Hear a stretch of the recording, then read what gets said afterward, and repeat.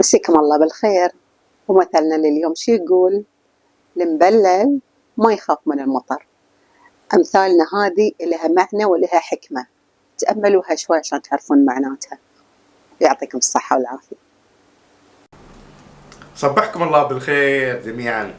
يضرب هذا المثل في عدة مناسبات، ويضرب ليهون على المبتلي بالمصائب والكدر، فالمصيبة أخرى لن تغير من المعادلة شيء، وزخات مطر جديدة لن تؤثر من قرقه في المياه.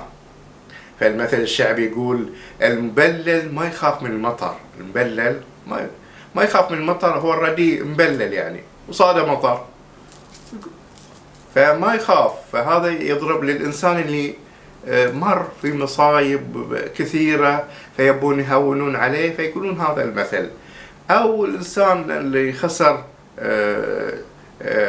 تجارة، يعني دخل في عدة تجارة ويقولون له هذا المثل عشان يهودون عليه. أو إنسان وصل لمرحلة على قولتنا باللهجة المحلية بايع مخلص، فيقول المبلل ما يخاف من المطر. أوريدي يقول أنا مريت في تجارب في مصايب، يعني اللي بيصيدني بيصيدني.